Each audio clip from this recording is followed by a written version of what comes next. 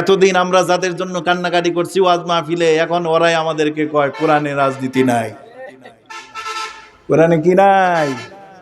কাল লেগে কানলাম, হায় হায় হায়, তার জন্য চাকরি গেল আমাদের, ওদের জন্য দোয়া করলাম চাকরি গেল, এখন কয় এই মোল্লাগড় জায়গা বাংলাদেশে নাই। কোন তো দেখি কেমন লাগে, দুঃখে কলিজা ফাইটটা যায়নি, ফাটি যায়নি, কলিজা ফাটি যায়নি, ফাটি যায় কলিজা ফাটি চৌচির হয়ে যায়।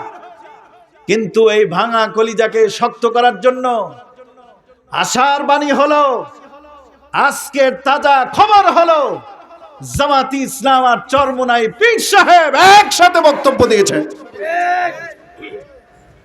ভালো হয়ে যান, টুপিওয়ালারা যদি এক হয়ে যায়, টুপিওয়ালারা যদি এক হয়ে যায়, কেউ তো ভারতে যে জায়গা পাইছে, আপনাদের সব জায়গায় দরজা বন্ধ, আপনাদের সব জায়গায় দরজা বন্ধ।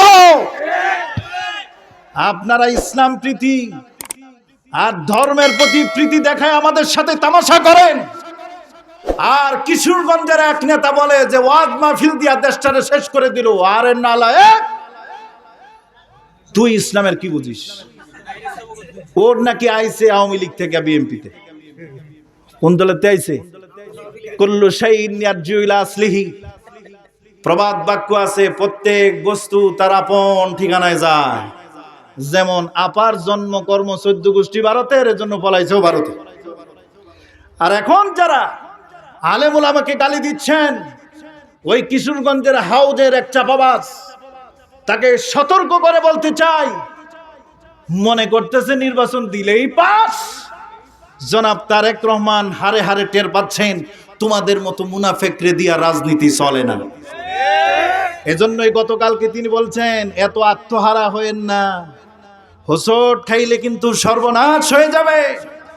এই কথা দেশ নায়ক তারেক রহমানের ভাষা বুঝতে চেষ্টা করুন। আলেমদের সাথে বিরোধে জড়াবেন না, আলেমদের সাথে ঐক্যমতের সরকার গঠন করুন। 1000 বছর এই দেশ শাসন করবেন, আওয়ামী লীগ জীবনেও আসতে পারবে না। এখন আওয়ামী লীগ ভালো হয়ে গেছে, কাপড় খুললা পাছার মধ্যে যখন দিছে তখন তো আমরাই প্রতিবাদ করছিলাম, হায় আফসোস। রেজবির মতো লোক হাসান মাহমুদের চরিত্র অভিনয় করে।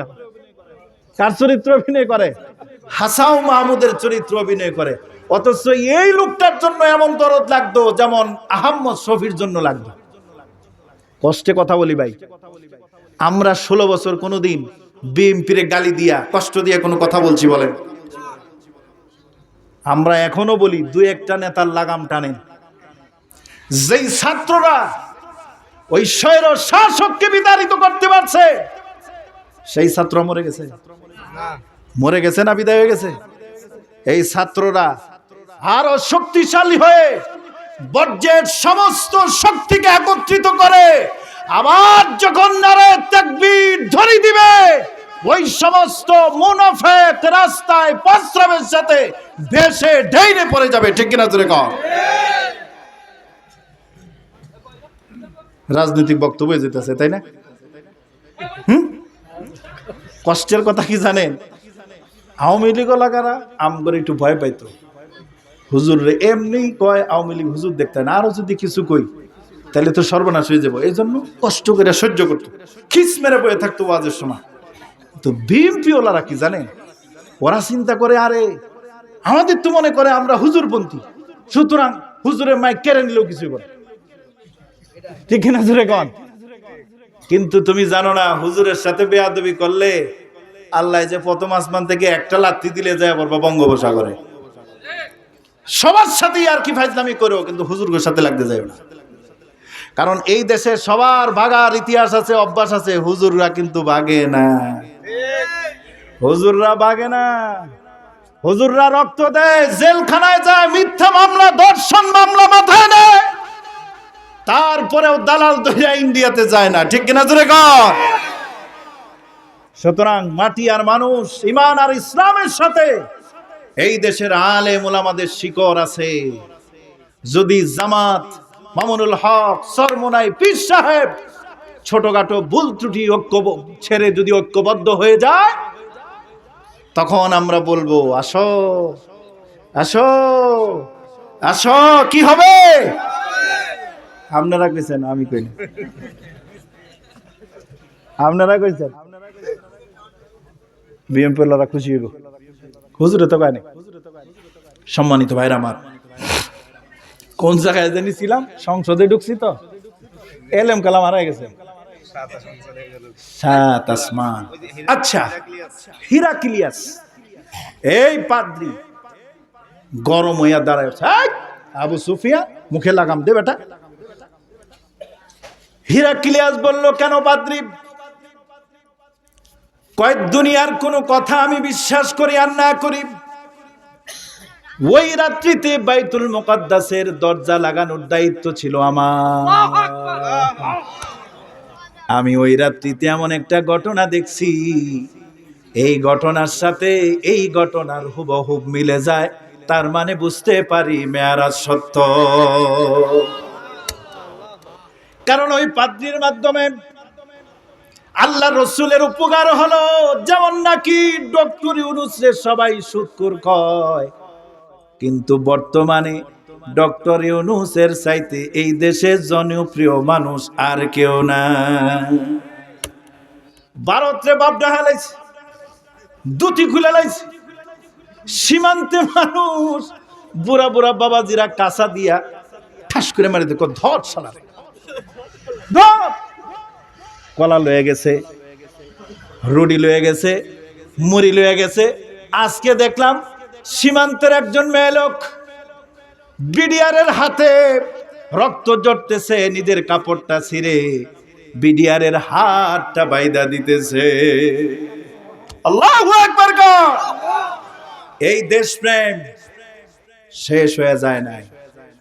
এই দেশপ্রেম আমাদের ভিতরে লালত ছিল, এতদিন প্রকাশ করতে পারি নাই, কিন্তু ফেলানির লাশ যেমন পড়েছে, এই ভারতের দালালি করে আবার যদি কেউ ক্ষমতায় আসে, আবার ফেলানির লাশ পড়ে থাকবে, কেউ কিছু বলতে পারবে না, ঠিক কিনা কন? এজন্য আমরা এমন সরকার আনবো যারা ভারতকে এক উষ্টা দেওয়ার পরে দ্বিতীয় উষ্টা মারবো। আওয়ামী লীগ গিয়ে আসার কথা কইলেই মাই শুরু করব। এই মতবাদ, এই মন মানসিকতা নিয়ে যারা ভোটে দাঁড়াইবো, সে যে দলেরই হোক, টুন্ডা মুন্ডা যেই হোক, ভোটটা তারে দিয়ে দিবে, দিব তো ইনশাল্লাহ। কারণ এই দেশের যত ক্ষয় ক্ষতি, এই দেশের সমস্ত শান্তি বিনষ্টকারী, 1 নম্বরে হলো ভারত, 2 নম্বরে হলো হাসিনা। এই সব কিছুর মূলে ভারত, এটাকে আপনি স্বীকার করতে হবে। গুম, খুন, আয়নাগর, ক্রসফায়ার সব এই হারামিরা করছে। ডক্টর ইউনূস যেরকম এই জাতির কল্যাণের জন্য আল্লাহ পাক সৃষ্টি করলেন, পায়খানা তো সব মাছেই খায়, খালি ঘাওড়া মাছের দোষ হয় কেন? বন্ধে যে মাছ মারেন আপনারা বর্ষাকালে, বর্ষাকালে মাছ মারেন না? খেতে খামারে আপনাদের দেশে পানি হয় না, ঘাসেন, তখন যে কিছু আদমের লাদা থাকে, এগুলা পানির সাথে মিশ হয়ে পানিতে যায় আর মাছেরা খায়। সব মাছে পায়খানা খাইলে দোষ নাই, কিন্তু এক রাগা মাছ ধরে করে এটা গু খায়, এটা ভালাই দেয়। সুদ খায় না কেডা? কর এই দেশে সুদ খায় না কেডা? কোন ব্যাংক ওনারা সুদ খায় না? ওলামায়ে কেরাম আছে, জিজ্ঞাসা করবেন, সুদ ছাড়া কোনো ব্যাংক নাই, খালি ডক্টর ইউনূসের দোষ। আর কিছু আমাদের কিছু আত্মীয় স্বজন আছে তো ওই দলের, ফোন করে করে, ভাই সুদের ওয়াজটা যদি একটু করতে, ভাই আপনারা সুদের সংজ্ঞাটা কি ভুলে গেছেন? হারামি, সুদের সংখ্যা ভুলে গেছি বেড়া, এরকম ক্রিটিসাইজ করে আমাদের। কারণ সুদের কথা কইলে যদি ইউনূসের একটু খাওয়ানো যায়, ঠিক কিনা বলেন? এই পাদ্রী বলতো, আবু সুফিয়ান কথা বন্ধ করো, খামোশ হও। ওই রাত্রিতে আমি কাবার খাদেম ছিলাম, বাইতুল মুকাদ্দাসের খাদেম ছিলাম। আমি বাড়িতে আসলাম, খানাফিনা খেলাম। রাতের বেলা আমি যখন গেট লাগাতে যাব এশার নামাজের পরে, তখন দেখি অটোমেটিক একটা দরজা ছোট আর একটা লম্বা হয়ে দরজা লাগে না। কারণ যদি তালা লাগায়া যায়, আদম থেকে ঈসা পর্যন্ত সব নবীরা আসবে, আমার নবী সেই মসজিদে জামাতে নামাজ আদায় করবে, ঢুকবে কেমনে? দুনিয়ার কোনো মানুষ সাক্ষী থাকবে না। এই জন্য আল্লাহ পাক দরজারে উঁচা নিচু কইরা দরজারে লাগায় না রেখে খোলা রাখছে। কই আমি মিস্ত্রি আনলাম, রাতের বেলা কত কাটতে চেষ্টা করলাম, বাইতুল মুকাদ্দাসের দরজা ছোট বড়রে সমান করতে পারলাম না। এরপরে বললাম যা সকালে যায় করব। সকালে যখন আবার মিস্ত্রি নিয়ে আসলাম, তখন দেখলাম যে দরজা যেমন আগের মতো সোজা হইয়া সুন্দর লেগে গেছে। মসজিদে ঢুইকা দেখি যায় নামাজটা উষ্ণ উষ্ণ ভাব। রাতের বেলা অনেক মানুষ সেখানে নামাজ পড়ছে, এরকম ছকছকে ভাব আমি দেখতে পাইছি। সুতরাং ওই রাত্রের কথা যদি মুহাম্মদুর রাসূলুল্লাহর মেরাজের ঘটনা হয়ে থাকে, আমি পাদ্রী খ্রিস্টান হয়ে সাক্ষী দিচ্ছি রাসূলের মেরাজ সত্য।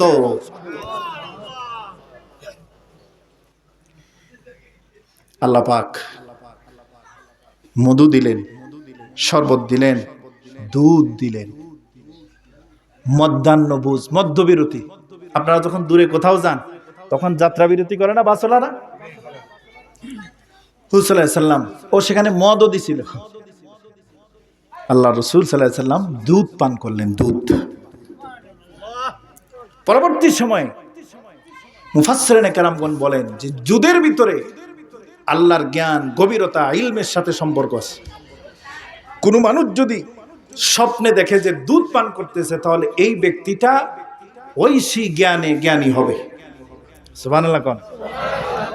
এজন্য সচরাচর মানুষ কিন্তু দুধ পান করা দেখে না, মধু পান করা দেখে। সকালে দেখে মুখটা কেমন জানি আইসটা আইসটা গন্ধ, শয়তানের মুখ খাইছে।